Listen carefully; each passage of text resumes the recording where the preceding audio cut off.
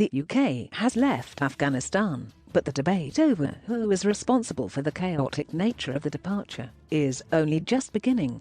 Dominic Raab, the Foreign Secretary, has found himself under repeated criticism. Even in August in Westminster, when most MPs are on holiday, you don't have to walk far to find someone ready to tip him for the chop come the reshuffle. A series of failings from a badly timed holiday, to unread emails to Foreign Office staff leaving details of Afghan interpreters in the British Embassy means the Foreign Secretary and his department are on the receiving end in the Whitehall blame game. It's not been their finest hour, says one minister.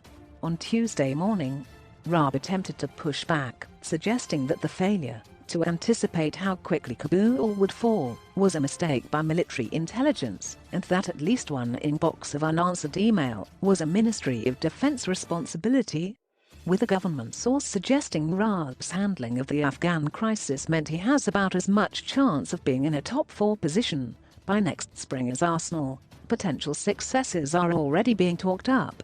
Fresh from being touted as the likely new Home Secretary, Michael Gove is being tipped as Raab's successor in a reshuffle on the grounds, though that it is a senior job that would also prevent Gove from doing much SW1 plotting, thanks to the numerous foreign trips. Any runners and riders list would be foolish to miss out Liz Truss, the International Trade Secretary. Ranking high among Tory members, Truss is in line for a promotion, with Johnson keen to promote more women and viewing Truss's work in trade as a success story. However, any such speculation misses a key point. The Prime Minister rarely follows conventional rules for axing a minister. There has long been a pattern in UK politics when it comes to ministerial resignations. A minister comes under fire. The media turn on the beleaguered politician, asking difficult questions. The opposition joins in the attacks and calls for their resignation. The politician attempts to brazen it out.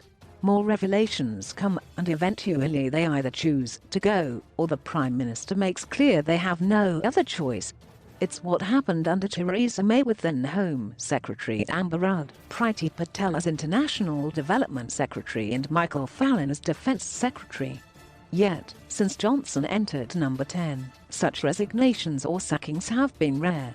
Even when the news of Matt Hancock's breach of COVID rules with his female advisor broke, Johnson's first urge was to rally around him, suggesting it was the type of story that was best ignored. When Johnson sees a minister in trouble, rather than join the mob, he tends to do the opposite and back them up. One long-time ally of the Prime Minister describes it as broken bird syndrome. A colleague comes under fire and Johnson finds himself offering them more support than he would have otherwise. It's an urge that's been a cause of frustration with his advisors in the past. Some think it goes back to his own problems. Johnson previously found himself ousted from the front bench in 2004 under Michael Howard. He was stripped of his duties as arts spokesman and party vice-chairman following lurid claims about his love life. Others think it is because wounded ministers are little threat to him and likely to remain grateful to him for sparing them.